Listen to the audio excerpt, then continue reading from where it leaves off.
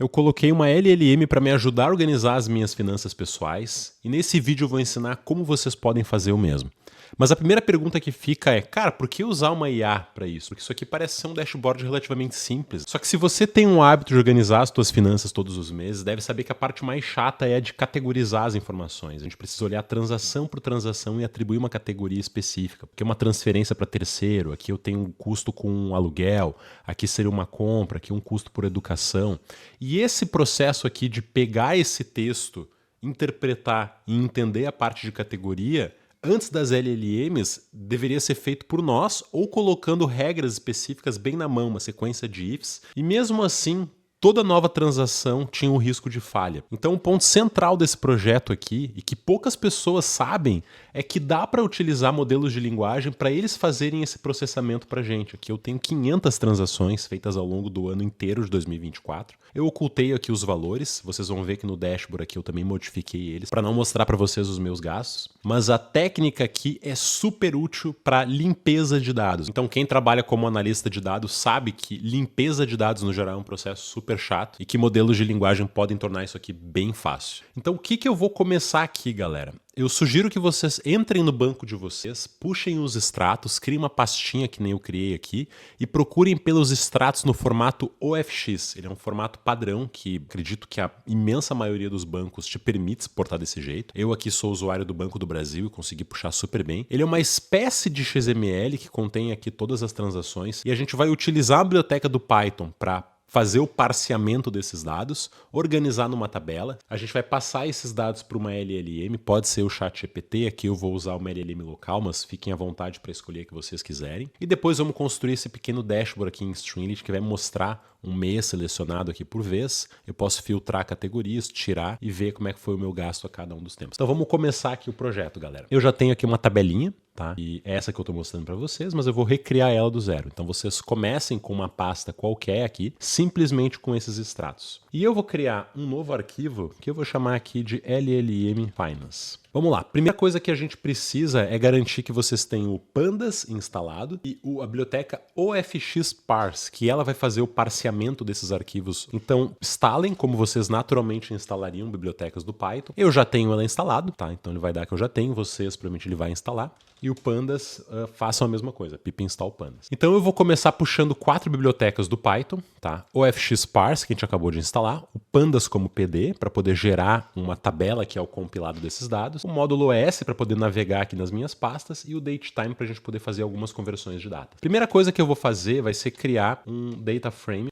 vazio, que eu vou alimentando ele à medida que eu vou passando por meses, porque cada um desses arquivos OFX aqui é correspondente a um mês diferente. O que eu vou fazer? Eu vou fazer o seguinte, eu vou para cada extrato que existe na pasta os.listdir e eu vou passar aqui a pasta extratos, eu vou iterar sobre cada um deles. Então vou até mostrar para vocês aqui o que isso aqui já está fazendo. E eu gosto de utilizar aqui o terminal iterativo do Jupyter para debugar meu código. Quem já acompanha o canal há um tempo sabe. Caso vocês não saibam como configurar isso aqui, tem um vídeo que é como configurar o VS Code para máxima produtividade, do canal da Zimov também. Eu vou executar isso aqui, ele vai rodar, ele me mostrou todos os arquivos que ele encontrou nessa pasta. Então o que eu preciso fazer? Vou precisar abrir esses arquivos. Então eu vou colar aqui um código, meu script eu só vou trazendo para tornar o processo um pouco mais simples, para não ter que ficar escrevendo linha a linha e a aula ficar com muito tempo. Eu vou abrir esse arquivo, então eu coloco um if open. O if, ele faz com que a gente abra algum arquivo e quando essa expressão aqui fechar, quando a gente terminar de trabalhar com o if, ele automaticamente cuida do fechamento pra gente.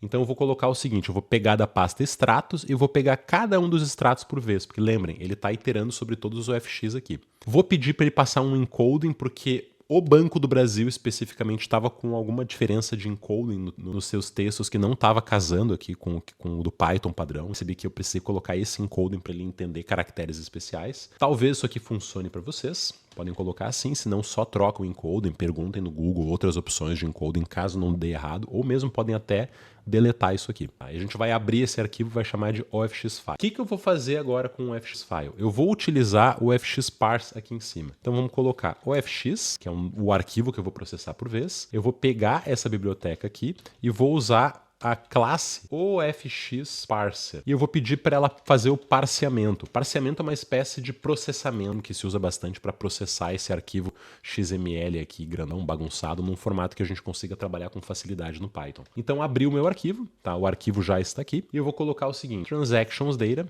Isso aqui vai ser uma lista vazia, onde eu vou ir colocando todas as transações que eu estou vendo no meu arquivo, um a um nessa lista, para depois converter em data frame do Pandas. Qual que é a ideia? Agora eu vou pegar para cada account em ofx.accounts, então ele entende, ele consegue separar isso aqui por contas dentro do meu arquivo. Eu posso pegar cada uma das contas por vez, no caso eu só vou ter uma, mas caso vocês tenham mais contas, o arquivo OFX ele permite que vocês façam a separação. E eu vou colocar o seguinte, para cada transação que ele encontrar dentro do account, .statement.transactions, isso aqui é uma lista de todas as transações, então ele vai pegar transação por transação. E isso aqui agora eu vou começar a colocar no meu transactions data.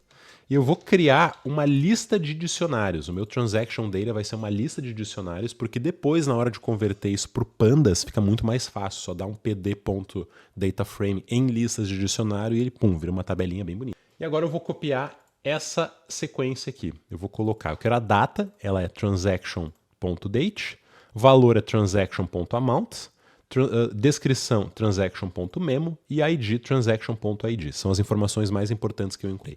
Caso vocês queiram ver o que tem aqui dentro, eu vou até rodar esse código aqui como um todo, e que tem dentro de um transaction. Eu posso dar um dir nisso aqui e ele me mostra todos os elementos que ele já possui, que é uma série de coisas aqui que eu não estou utilizando, esses são os principais, mas caso o banco de vocês tenha outras, vocês podem dar um dir no transact e visualizar se tem alguma informação relevante que queiram colocar ali. Beleza, então eu já tenho agora a minha lista de dicionários. E agora, de posse dessa lista de dicionários, eu vou converter em data frame, criando um data frame temporário, que eu vou chamar aqui de dftemp. Vai ser igual ao pd.dataframe.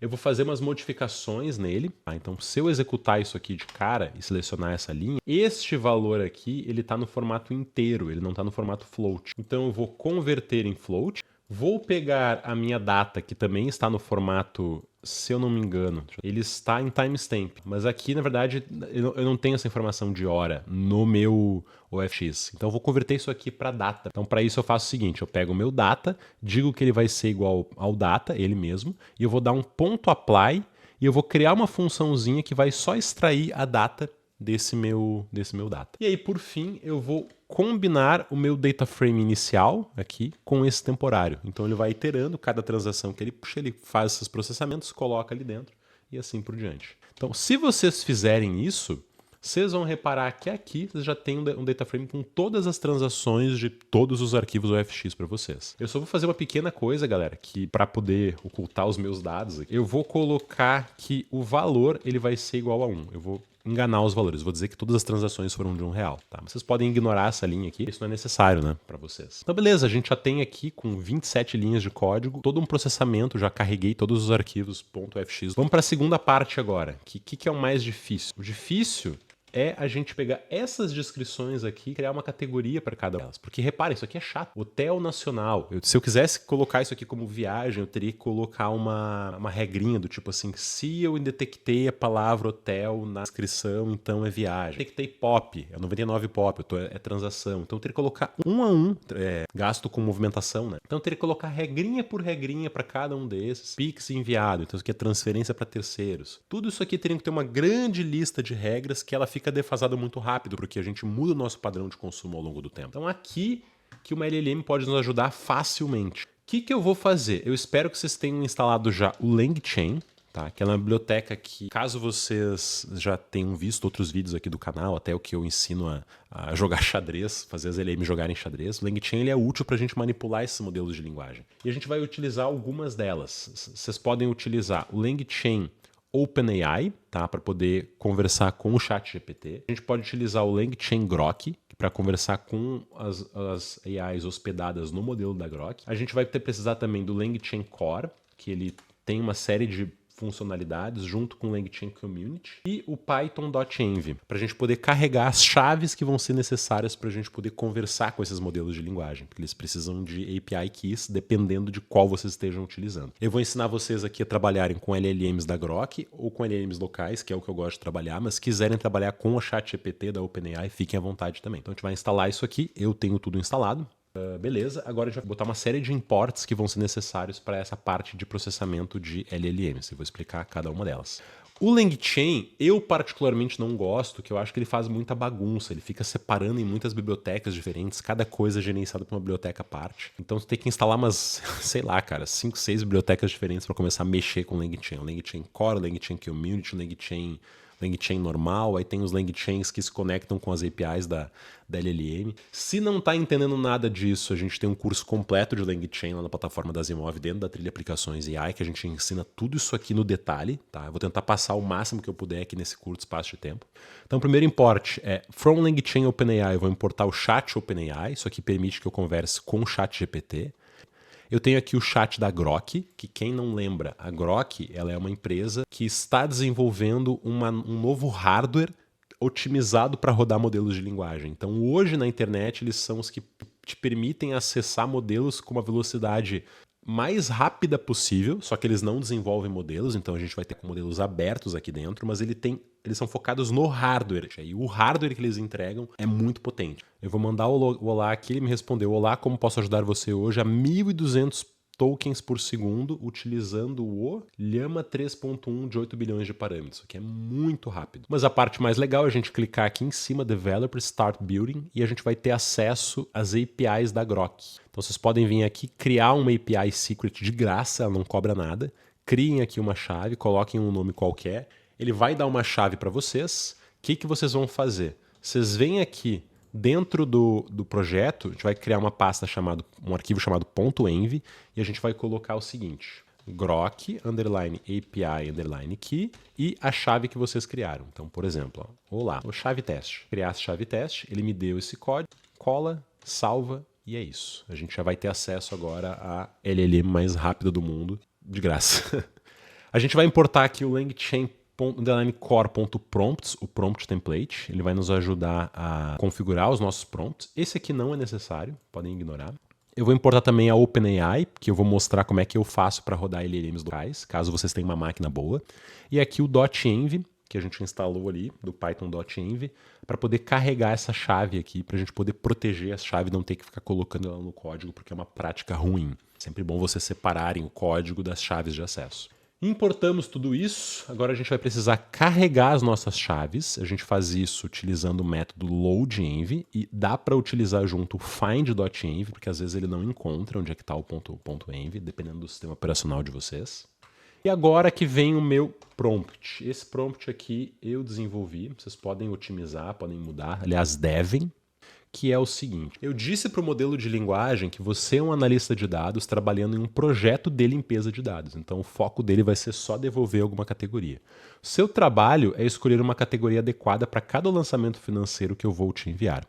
Todas são transações financeiras de uma pessoa física. Escolha uma dentre as seguintes categorias. E aqui eu coloquei as categorias que fazem sentido para mim. Vocês vão colocar o que faz sentido para vocês. Escolha a categoria deste item. E aqui eu deixei um placeholder, que vai ser o local onde eu vou inserir cada uma dessas categorias aqui, uma a uma. E eu pedi para ele responder apenas com uma categoria, porque às vezes, dependendo do modelo que vocês estão utilizando, ele começa a dar um blá blá blá. Ele começa a dizer: ah, a categoria que eu escolho aqui é tal. A gente não quer esse texto, é só a categoria, porque eu quero utilizar ele para diretamente analisar e já colocar. O que a gente faz com o prompt agora? A gente vai pegar o prompt template e vai transformar num prompt padrão, antes de mostrar como é que eu faço localmente.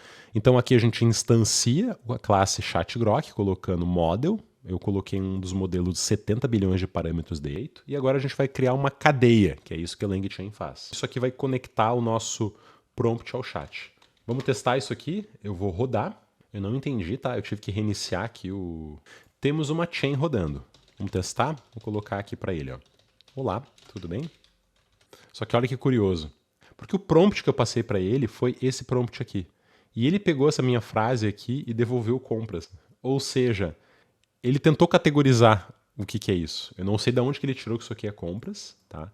Mas reparem que ele não respondeu como uma LLM normal responderia, como olá, meu nome é tal, e sei lá, direto fazer a função que eu já passei para ele, tá? E isso aqui bateu lá na API da Grok e já voltou. A gente pode testar, por exemplo, o seguinte, ó.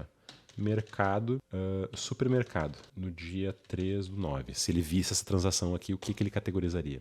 Existe aqui mercado.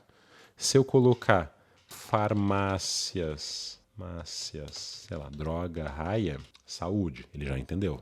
Então ele está funcionando. Qual que é a lógica que a gente vai querer fazer agora? A gente tem duas abordagens. Eu vou passar para vocês a mais segura, que é a gente pegar todas as transações que eu quero categorizar. Então vamos colocar aqui. For transaction. Nessa lista aqui, eu vou pedir para ele colocar aqui, ó, category.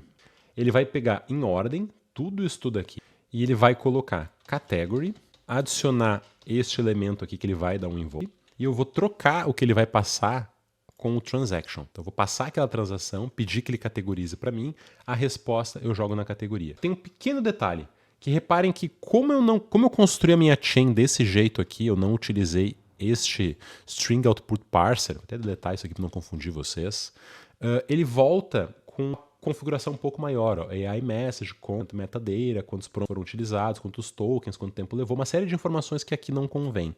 Então eu vou pegar e acessar só o ponto .content dele, eu quero só esse textinho aqui.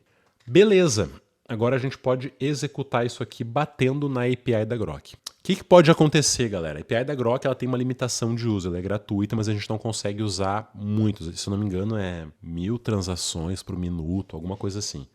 Então eu vou testar, vamos ver o que acontece. Tá rodando. Talvez isso aqui leve um tempo, porque ele está batendo um por vez. Eu não consigo fazer isso aqui em paralelo na API da Grok. Não testei muito a fundo, mas eu não vi nenhuma alternativa. Mas existe uma forma da gente conseguir fazer essas operações aqui de maneira paralela, se nós formos donos da nossa própria LLM, se nós estivermos hospedando ela. E eu já vou mostrar como fazer isso. Só que exige que vocês tenham um computador bom, com placa de vídeo boa, para suportar o modelo que vocês querem rodar, ou vocês aluguem uma máquina na nuvem e deixem ela como se fosse uma máquina virtual personalizada e dedicada para o projeto de vocês. O meu aqui está rodando ainda, eu não sei quanto tempo vai levar, talvez alguns minutos, então eu vou parar, tá? Mas se vocês rodarem isso aqui em casa, vai funcionar. Só demora mais tempo, demora alguns minutos, tá? Porque ele tem que ir um a um, colocar as transações, às vezes a Grok pode nos travar e tal. Vocês podem colocar algum timer, pode ser que dê algum erro de mensagem demais, então tipo, não, vamos mandar uma vez a cada 1 minuto, então isso aqui vai levar 500 segundos, vão dar vários minutos, tá? Qual que é a forma mais rápida? E aqui vai envolver um pouco de conhecimento técnico. Lá na Zimov, a gente investiu recentemente em comprar um computador para desenvolvimento de aplicações com IA. É um computador bem potente, eu já falei um pouco dele em outros vídeos aqui do canal. E ele contém duas placas de vídeo 3090, que é uma RTX 3090, que é uma placa de vídeo que tem 24 GB de VRAM, então ela é muito boa para que a gente consiga processar modelos grandes. E ela também tem bastante memória e bastante processador. Então eu vou utilizar esse supercomputador aqui. Vocês conseguiriam montar o de vocês na própria internet, alugando no site vest.ai. O vest.ai é o Global GPU Market, ele permite que vocês criem aqui, ó, por exemplo, on-demand pricing. A gente clica aqui, escolhe alguma configuração que a gente quer, do tipo, não, eu quero duas RTX, ó, duas placas, posso escolher aqui as marcas que eu quero, ó, duas RTX 4090, ele vai cobrar de vocês lá $1 a hora, tá até um pouco mais caro do que antes. Aqui tem um barato, ó, 60 centavos de dólar a hora. A gente vem aqui, aluga, ele monta uma máquina pra gente, a gente consegue se conectar muito parecido com o que eu tô fazendo aqui. Tá? No meu caso, eu vou fazer um SSH para essa máquina, porque a máquina não está comigo aqui, está lá na Zimov, no escritório da Zimov, tá? Mas seria um procedimento muito parecido caso vocês aluguem uma máquina da nuvem. E isso aqui é para rodar LLMs locais. Então eu vou logar aqui, eu já tenho uma VPN traçada para lá, estou dentro da minha máquina. Tá? Se vocês repararem aqui, ó, isso aqui é um Linux server, tá? Então ele tem aqui os seus 32 cores, um Ryzen 9 7950X, é um computador, um processador bem potente. Tem 128 GB de RAM, que a gente faz bastante análise de dados lá. E a gente tem essa parte aqui que é a mais importante, que é o painel das placas de vídeo. Eu tenho aqui uma RTX 3090, que é isso aqui, outra RTX 3090. E elas estão sendo utilizadas, na verdade, um pedacinho dela por um processo que o Lorenzo, inclusive, está trabalhando para desenvolver um modelo de análise de de transcrição de áudio. Então isso aqui é o Docker que o Lorenzo rodou lá. Chega de blá blá blá. O que vocês vão precisar fazer? A gente vai precisar hospedar esse modelo. Eu gosto deste projeto aqui, LM Deploy. Ele permite que vocês hospedem as suas LLMs nos seus próprios computadores e ele vai pegar todo o espaço disponível que vocês derem para ele. Vamos dizer assim, cara, eu quero que tu use as tuas 2 placas, usa tudo aí. Ele vai lá e vai colocar todas as LLMs para usar o máximo em paralelo e a gente consegue fazer com que esse processo que levou um tempo aqui seja muito mais rápido aqui dentro. Como é que a gente faz isso? A gente precisa, eu vou ativar o ambiente que eu já fiz do LM Deploy, mas no caso, basta vocês darem um pip install LM Deploy e ele vai instalar, tá? E aqui eu vou na pasta que eu costumo deixar os meus modelos e a gente vai usar um comando que na biblioteca do LM Deploy tem, que é um pouquinho maior. O que eu vou fazer? Esse comando aqui diz que eu quero utilizar só uma das placas, eu não quero utilizar 2, eu quero utilizar só uma. Caso eu quisesse utilizar as 2, ele também permitiria que eu linkasse as 2. Eu vou mostrar aqui numa outra instância desse computador o que acontece quando a gente usa 2. Então, vou mostrar para vocês. O que aconteceria se eu pegasse e colocasse as 2 placas ao mesmo tempo? Então, 0 e 1, eu vou usar as 2 placas. LM Deploy, Serve API Server, eu quero que ele hospede para mim esse servidor. Aqui o modelo que eu vou utilizar. Tá? Então, estou utilizando um Llama 8 bilhões de parâmetros com quant policy de 8. Então, ele está quantizado em 8 int 8, se não me engano, é um modelo de Q8. Em geral, o Q8 ele vai ocupar 8 GB de RAM da minha placa de vídeo. Ele vai ocupar em giga a mesma quantidade dos parâmetros que a gente tem aqui. Se a gente está utilizando o modelo sem quantização, ele vai ocupar o dobro. E se a gente está utilizando o modelo em Q4, ele vai ocupar metade. Tá? Então, isso é uma dica importante para vocês trabalharem com modelos locais, entenderem quais os Qs vocês têm que trabalhar. Q2, Q3, Q4 são níveis de compressão que os modelos vão ter, que vão dar performance, mas tirar precisão. E tudo isso aqui, é claro, a gente tem um curso na Asimov lá focado em modelos locais, que é um dos últimos da trilha Aplicações IA com Python. Então eu vou escolher aqui o modelo da Meta 3.1, é o Llama 3.18b. Vou rodar. Reparem aqui embaixo da minha placa, ó. Ele vai começar a utilizar. E no caso ele usou só um. Não sei porquê. Ele devia ter usado os 2. Ele usou só um. Depois eu vejo se é assim mesmo, com vírgula. Mas isso aqui já funciona pra gente, tá? Mas deveria ter usado o 0 e 1. Acho que tem que mudar alguma configuração aqui depois. Que estava funcionando antes, agora não sei o que deu. Beleza, então este modelo aqui está funcionando. E eu já tenho uma VPN traçado para essa máquina, tá? Então o meu computador consegue enxergar aquela máquina. Isso vocês podem fazer tanto localmente, quanto com o Vest API que eu ensinei, quanto no Google Cloud. O que eu vou fazer agora para modificar? O LM Deploy, que é este cara aqui, ele criou para a gente uma API mimetizando o ChatGPT. Ele imitou a API da OpenAI. Então a gente pode trabalhar diretamente como se a gente estivesse trabalhando com a OpenAI, aqui no LangChain OpenAI. Tá? Da mesma forma que a gente trabalharia lá, a gente pode trabalhar aqui. O que eu vou colocar? O meu base URL, tá? Que no caso é o IP da minha máquina. Se vocês estiverem fazendo isso aqui da própria máquina, querem hospedar no computador de vocês, já tem tudo aí para hospedar, a gente vai trocar isso aqui por localhost, ou vai trocar por 0.0.0.1 e assim por diante. Tá? Esse aqui é o base URL. O que a gente faz agora? Eu vou criar um client da OpenAI, e aqui eu estou utilizando a biblioteca da OpenAI, não mais o LangChain OpenAI, a gente vai utilizar os dois. Por quê? Porque eu vou rodar aqui, tá? Reparem que ele... Eu até vou mostrar aqui que toda vez que eu chamo, ó, eu vou chamar algumas coisas aqui e vai dar uma mensagenzinha. Opa! Vai dar uma mensagenzinha aqui, ó. Então me conectei com aquele servidor, não precisa de API aqui, porque eu que mando aqui, então não preciso de chave nenhuma. E aqui a gente vai colocar esse modelo aqui. Eu vou perguntar que modelos que ele tem lá. Então para isso a gente usa client.models.list.data0id. Tem que copiar isso aqui mesmo, é chato. Vou rodar. Reparem que apareceu uma mensagem aqui do tipo, ó, te respondi. E ele me disse que o modelo que ele tem carregado é justamente esse que a gente carregou. Hugging Face Model, Llama 3.1 aqui no canto. Beleza, então tenho um modelo na mão, tenho a minha conexão com o meu modelo local. Agora eu vou pegar o chat da OpenAI do LangChain, vou passar a temperatura como 0, esse modelo aqui, nesse base URL e qualquer chave de acesso. Tá? Instanciei isso aqui. E agora eu poderia pegar o meu chat, por exemplo, ó, e eu vou trocar. Eu vou colocar que a minha cadeia não é mais o chain, o anterior, vai ser esse novo aqui. E eu posso vir aqui e perguntar, cara, olá, vamos dizer o que ele me diz. Esse meu modelo. E ele reparou que apareceu a mensagem aqui e ele me deu compras. Ele fez a mesma coisa que o da Grok, só que a diferença é que ele está local. Qual a vantagem de usar local? É que a gente consegue, cara, dar porrada nisso aqui. Eu consigo colocar quantas requisições eu quiser aqui dentro, posso tocar fogo na minha máquina, coisa que na Grok o pessoal ia me limitar, dizendo, não, você não pode fazer tantas requisições e tal. Então, se vocês querem trabalhar num projeto mais avançado de limpeza de dados no futuro, utilizar esse aqui como base, eu recomendaria investigar um pouco sobre como fazer esses processamentos, criar essas coisas localmente.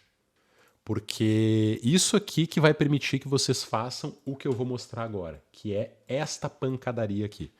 Eu utilizei o categorias chain.batch. Então, ao invés de fazer uma requisição por vez, eu mando as 500 para o modelo e te vira. Faço as contas aí. Então, aqui eu tenho as minhas transações, eu vou colocar no categorias e faço o batch. Olha a diferença. Eu vou executar e olha ele aqui. Ó. Já está respondendo, cara, a rodo. Isso aqui é categorias, compra, descrição, não sei o que, isso aqui é tal, tudo usando esse LLM local. Aqui eu tenho o PC fazendo conta, a minha placa de vídeo já está a 60 graus. Está usando 30% delas e 300 watts, com uns 23 GB dela de RAM. Tá? Então, quanto maior for a VRAM de vocês, mais rápido ele consegue fazer o processamento e mais instâncias do mesmo modelo em paralelo ele consegue colocar. Porque aqui ele não carregou um modelo só, ele carregou vários. Tá? Então, ele está fazendo ali 4, 5 por vez. E aí, pronto. Categorizei aqui 500 transações de uma só vez. E aí eu posso vir aqui, criar uma coluna categorias. Eu vou fazer um corte nos meus dados maior que março, tá? E eu vou exportar isso aqui para finanças. E agora eu tenho todas as transações categorizadas aqui. Só teve um probleminha. Eu esqueci de tirar o content, então ficou esse lixaredo aqui. Eu vou ter que rodar de novo, mas vocês pegaram a ideia. Atualizei ali e aí tá lá. Todas as minhas categorias agora das minhas transações estão feitas aqui. Tá? Reparem que ele vai cometer alguns erros sim, porque a gente não passou instrução sobre o que. Tem coisas que ele não vai saber, de MED, o que é de MED, o que é Viva, o que é alguma coisa. Mas a gente pode ir adaptando isso no prompt, bem facilmente. Então posso dizer aqui, ó, alimentação.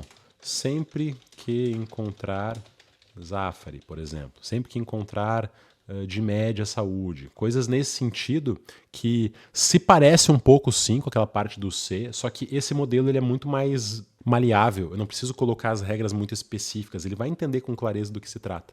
Tá, ele vai com pouquinhas informações, ele já consegue se adaptar e fazer coisas muito boas. Então, beleza. Agora, se vocês quiserem, eu vou deixar também o código de um dashboard do Streamlit. Como é que eu fiz isso? É bem simples, tá? Já tem muito conteúdo no canal aqui sobre Streamlit, sobre como mostrar os dashboards, mas é coisa bem fácil mesmo de criar ali os controladores e tal. E aí, beleza. Agora a gente pode pegar essa tabela e construir um dashboard super simples aqui no Streamlit, que eu fiz em, cara, alguns minutos, acho, uns 5 minutos. 10 minutos talvez. Então a gente importa o Streamlit com Python, é importante ter ela, e eu vou utilizar para construir o gráfico de pizza o Plotly Express. Tá? Vou dar um page layout wide, senão ele fica encurtadinho aqui no meio. E a gente vai construir essa sidebar com 2 filtros, o mês aqui e a categorias. A gente vai pegar e colocar a tabela filtrada dos meses e o que ele está vendo aqui mês a mês, com as categorias já feitas pelo modelo de linguagem. Inclusive, esse código do Streamlit aqui foi um modelo de linguagem que me ajudou a fazer. Tornou tudo mais rápido do que eu faria. Então, galera, aqui eu vou colocar rapidamente algumas limpezas que eu fiz no dado. Tá? Então, primeiramente, eu carreguei ele. Tirei aqui a coluna ID. Eu não sei nem se eu coloquei ela aqui agora. Não, eu coloquei. Eu vou deletar a coluna ID. Vou criar uma coluna mês, que ele vai ser da seguinte forma. Eu pego a data, e a data ele está como 2024-mês-19. Então eu fiz o seguinte, ó, eu comecei pegando um split por traço, que é aqui. Então ele vai pegar todos os traços separados, 2024, 08 e 19, ele separa numa lista com 3 elementos. Eu vou pegar os 2 primeiros elementos, é isso que eu faço nessa seleção aqui, os 2 primeiros elementos. E depois eu uso um método do Python aqui, o .join, que eu consigo aplicar isso aqui numa lista, porque ele vai estar 2024 e 08. E se a gente coloca o join, com string, ele transforma numa string que ele coloca cada um dos elementos da lista na string e ele vai combinando eles, colocando esse trechinho aqui no meio, o join. Então é como se ele voltasse para o 2024-08. Se bem que eu acho que a forma mais fácil, olhando aqui agora, era só ter pego os primeiros, sei lá, 6 elementos aqui. Construir o mês, converti a data para datetime, depois reconverti ela para... Porque isso aqui vem em formato de texto do meu read CSV. Depois eu peguei o date e eu tirei categorias que são receitas. Eu fiquei só com gastos. E, de novo, aqui não preciso porque eu já fiz isso anteriormente. Só a limpeza dos dados. Agora aqui eu crio uma funçãozinha, que é o filter data, onde ele vai receber o data frame, vai receber o mês e as categorias, e ele vai buscar pelo data frame que é daquele mês, e vai pegar a lista de categorias que vai ser selecionado daqui, e vai buscar sempre que a categoria estiver contido nessas categorias aqui. E me devolve o data frame filtrado. É um processo de filtro bem fácil, bem fácil. Isso aqui, inclusive, eu fiz com o ChatGPT. E, inclusive, não tenham vergonha de usar o ChatGPT, tá, gente, para programar. Porque, antigamente, tem uma galera hoje em dia que eu não sei por que tem na cabeça, que fica olhando assim, se não usou o ChatGPT, então não vale. Cara, programador, nós somos construídos à base de cópia. Vocês copiavam a vida inteira de vocês do Stack Overflow e agora que tem o ChatGPT que traz o Stack Overflow adaptado para tua necessidade, não posso usar. Tipo, frescura, cara, tem que usar. Esse código aqui, se eu fosse escrever do zero na mão, eu ia ter que catar todas as minhas documentações antigas, ia ter que ficar buscando trecho a trecho para lembrar como eu faço cada uma das coisas. Ia demorar, sei lá, umas 2 horas para fazer. Se eu fosse roubar copiando do Stack Overflow, que é o que eu fazia desde 2014, eu ia levar, talvez, em vez de 2 horas, uns 20 minutos, 30 minutos. E com o ChatGPT a gente consegue fazer em 5 minutos, sabe? O ChatGPT é péssimo para fazer o projeto como um todo. Só que esses micro snippets, essas micro coisinhas, ele faz super bem. E é isso que a gente tem que se apoiar nele, tá? E eu falo ChatGPT, vale qualquer modelo de linguagem. É uma ferramenta, usem. Parem com essa bobagem de que programador não pode usar. Tem gente que diz isso, vem nos meus comentários e fala, não, se usou então não vale, tu é menos programador por isso. Bobagem. Um iniciante não consegue fazer isso aqui, pode dar o melhor ChatGPT do mundo para ele. Então vamos voltar. Vamos colocar aqui o st.title, eu coloquei um título aqui no meu projetinho, e eu vou começar colocando os nossos filtros aqui. Então vamos começar criando um do mês, tá? Aqui é um select box, tá, que vai selecionar isso pra gente. Então a gente usa mês vai ser igual a string.sidebar para garantir que o filtro fique lá na esquerda. Select box, o nome que ele vai ter, que é o mês aqui, e que valores ele vai ter, que no caso é a coluna mês.unique. Vou fazer a mesma coisa para categorias. Então primeiro eu pego aqui as minhas categorias, tá? Dei até um ponto to list nela. E depois eu coloco select sidebar.multiselect, que no caso é uma seleção múltipla, filtrar por categorias, as categorias que ele possui e quais são as categorias default, que ele vai começar marcado. Tá? Então aqui eu já tenho o meu projeto, já tem construído essas duas coisas e já carregou os dados. E agora vem a parte mais simples, que a gente vai, em primeiro lugar, filtrar os nossos dados a partir do que foi selecionado. Então para isso a gente usa o método que a gente criou aqui em cima, filter data. E eu vou fazer o seguinte, na hora de colocar os gráficos eu criei 2 colunas, então eu coloquei aqui C1 e C2 vai ser o string columns 0.6 e 0.4, depois eu coloco C1. Opa, que eu vou tirar, porque eu tinha feito antes e decidi tirar. Vou colocar o meu data frame filtrado aqui e vou colocar o gráfico do Plotly utilizando o Plotly Express, que é o Py. Tá? Então aqui a gente fez o seguinte, essa aqui eu vou explicar porque é um pouquinho mais chata, tá, de entender a lógica. Eu vou ter que rodar o nosso código aqui. E só para mostrar para vocês, eu vou trocar aqui o df group, porque a gente quer criar um gráfico de categoria. Só que nossas transações, elas estão todas somadas aqui, ó. Tá tudo acumulado, ó, transação, e a gente precisa saber quais são os gastos por categoria por mês. Então, para isso eu vou ter que fazer um grupamento aqui. Então eu faço df.groupByCategoria. Tá? Eu quero pegar essa nossa transação e agrupar por categoria e eu vou só somar os valores e depois dar um reset index para que ele se organize dessa forma. Porque se eu não dou reset index, o categoria fica no índice. A gente não consegue trabalhar bonitinho com o Py aqui. Tá? Então reparem que agora ele fez um somatório de todos os gastos por categoria. E é isso que a gente quer utilizar no gráfico de pizza. Só que aqui não é df, aqui é o df filtered, porque ele já vai considerar só o mês que foi selecionado. E aqui no Plotly Express, pego a minha categoria, valores, categoria, título, um buraquinho no meio, um 0.3, e eu ploto esse gráfico. Se executarem, vão ter esse resultado com a possibilidade de filtrar aqui por mês, tirarem algumas categorias, aí vocês podem brincar à vontade. Tem muita possibilidade, mas o foco do projeto não é o dashboard, tá? É esta limpeza de dados aqui feito por modelos de linguagem, que é uma ferramenta muito poderosa e pouca gente conhece. Espero que tenham entendido, gostado do projeto. Se não entenderam nada, mas se interessaram, acharam legal, já sabem. A Asimov tem cursos gratuitos também de Python, que é o Masterclass, tem curso de IA. Vocês podem criar uma conta gratuita lá e começar a explorar, mas o valor mesmo está nos nossos cursos, nossas trilhas pagas. Então a gente tem horas e horas e horas de conteúdo sobre modelos de linguagem, sobre como trabalhar com APIs do ChatGPT, como montar bons prompts, como fazer tudo isso aqui, como trabalhar com modelos locais. Tudo isso que eu fiz aqui é fichinha do que vocês conseguiriam fazer depois que entendessem no detalhe essas tecnologias. Então fica no meu convite para conhecer a escola. Espero que tenham gostado do projeto. Qualquer coisa deixem nos comentários aqui que eu estou aí para ajudar. Forte abraço e até o próximo vídeo.